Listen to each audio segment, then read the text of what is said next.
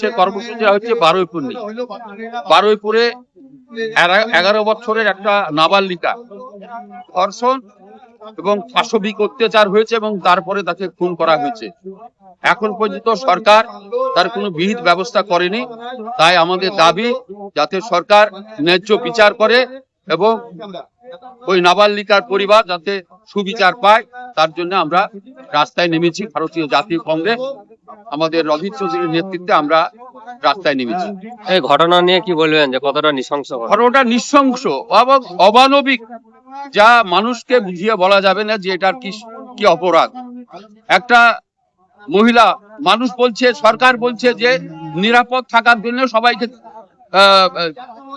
রাত্রি বর্জন করতে বলছে, কিন্তু বিকাল বেলায় বেরিয়ে যদি তার নিরাপত্তা না থাকে তাহলে কি করে মানুষ কিভাবে চলাফেরা করবে? এটা নৃশংস হত্যা এবং সাংঘাতিক ধরনের অপরাধ। এর মৃত্যুদণ্ড ছাড়া আর অন্য কিছু বিচার হতে না পারে না। এই ঘটনায় পুলিশের ভূমিকা নিয়ে কি বলবেন? পুলিশ কিন্তু খুব ন্যাক্কারজনক ঘটনা। পুলিশ কিন্তু একজন সরকারের পক্ষে এবং সরকারের পাচাটা গোলামের মতোই ও ব্যবহার করছে। আগামীতে কি আরো বৃহত্তর আন্দোলন? অবশ্যই আমরা এর বিচার না হলে আমরা আরো বৃহত্তর আন্দোলনে নামবো। আমরা এর আগেও আরজিকর কাণ্ড নিয়ে আমাদের বেলডাঙ্গায় একাধিকবার মিছিল করেছি, আমরা বহরমপুরে মিছিল করেছি, আমরা কলকাতায় মিটিং করে আমাদের অজিত চৌধুরীর নেতৃত্বে আমরা মিছিল করেছি।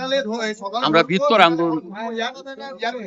আপনার নাম পরিচয়টা বলুন। আমি বেলডাঙ্গা 1 ব্লক কংগ্রেসের সভাপতি স্টাইল। বারুইপুরে যে আমাদের ছোট্ট বোন নির্যাতিত, ধর্ষিত এবং তাকে এবং হত্যা করা হয়েছে, তার বিরুদ্ধে মোমবাতি মিছিল। এই মোমবাতি মিছিল আমাদের পশ্চিমবাংলা জুড়ে, মুর্শিদাবাদ জুড়ে প্রত্যেকটা ব্লকে হচ্ছে অজিত চৌধুরীর নির্দেশে। শুধু অজিত চৌধুরীর নির্দেশে বলে ব্যাপারটা না, এটা জাতীয় কংগ্রেসের কর্মসূচি। জাতীয় কংগ্রেস যখনই গর্জে ওঠে, যখন মানুষের পাশে গভর্নমেন্ট মানুষের বিরুদ্ধে কাজ হয়, তখন জাতীয় কংগ্রেস তার তো রাস্তায় নামে।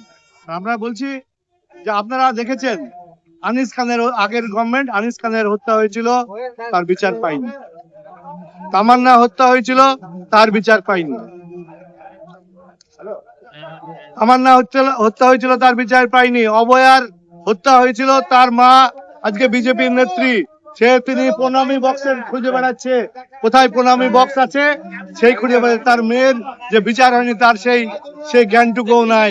তিনি বলছেন যে আমি গভর্নমেন্টের প্রণামী বক্স আমার বাড়িতে হিসাব হতেই পারে। এটা হচ্ছে, তাকে আমি প্রথম ধিক্কার জানাই। আমি চাই আজকে পশ্চিমবাংলার যুবকরা দিশেহারা। এই মমতা ব্যানার্জি এবং তার সরকার 11 সাল থেকে পশ্চিমবাংলার যুবক এবং ছাত্রদেরকে আজকে আজ পশ্চিমবাংলায় কাজ নেই, পশ্চিমবাংলায় ফ্যাক্টরি নাই, পশ্চিমবাংলায় চাকরি নেই। তাই আজকে দিশেহারা হয়ে মানুষ আইডেল ব্রেন, এই যে ছাত্র এবং যুবকদের সেই আইডেল ব্রেনে আজকে তারা অন্যদিকে তাদের ধ্যান চলে যাচ্ছে। তারা তখন তাদের যে কুবৃত্তি, মানুষের দুটো প্রবৃত্তি আছে, ভালো এবং খারাপ প্রবৃত্তির থেকে আজকে তারা ঝুঁকছে, কারণ তাদের অঢেল সময়, কাজ নেই। সেই কাজ না থাকার জন্য আজকে যুব এবং ছাত্ররা আজকে অন্যদিকে ঝুঁকছে, সমাজ বিরোধীর দিকে। তারা আজকে সমাজ বিরোধী কার্যকলাপের মধ্যে ঢুকে যাচ্ছে। আমি ধর্ম বর্ণ নির্বিশেষে যুবক ছাত্রদের পশ্চিমবাংলায় কাজ, আমি এই গভর্নমেন্টকে বলবো, কাজ দেখ, চাকরি দেখ, তাহলে দেখবেন অনেকটা সমস্যার সমাধান হবে। এই সমস্যার সমাধান আর আজকে যুব ছাত্রদের এবং তার বাবা মাকে বলবো যে উচিত যেন শিক্ষা দেয়, তারা যেন সুশিক্ষা দেয়, যাতে তারা এইভাবে এই খারাপ প্রবৃত্তির দিকে না ঝুঁকে। এই মোবাইলের মাধ্যমে আজকে সমাজের দুটো দিক দেয়। এক হচ্ছে ভালো শিক্ষা, খারাপ শিক্ষা। আমাদেরকে যেমন মোবাইলে ভালো শিক্ষাও দেয়, তেমনি সেই খারাপ শিক্ষাটা যখন তারা পায়, তার মাধ্যমে আমাদেরকে বোঝাতে হবে যে আমরা যেন ছোটবেলা থেকে আমাদের বাবা মাকে যেন উচিত ভালোভাবে শিক্ষা দিয়ে যেন তাদেরকে এই সমস্ত প্রবৃত্তি থেকে দূরে থাকে এবং তারা যেন কাজের মাধ্যমে থাকে এবং খারাপ এই যে মনোভাব আছে তাদের মধ্যে যেন না আসে। তাই গভর্নমেন্ট এর মনোভাব চেঞ্জ করতে হবে। পুলিশ যখন যে গভর্নমেন্টের আছে থাকে, তার হয়ে কাজ করে। এই গভর্নমেন্টকে পুলিশকে বলতে হবে তারা যেন জনগণের কাজ করে। যে কাজ গভর্নমেন্টের কাজও দোষীকে শাস্তি দেওয়া, ওদেরও কাজও দোষীকে শাস্তি দেওয়া। তারা যেন এই পুলিশকে আমি বার্তা দিতে চাই, তারা যেন ওই গভর্নমেন্টে যেমন বালিশের তলে, টেবিলের তলে লুকাতে বাধ্য হয়েছিল, এই পুলিশকে যেন বাধ্য না করে টেবিলের তলে না লুকাতে। সেই পুলিশ যেন তাদের নিজের ডিউটি যেন তারা পালন করে।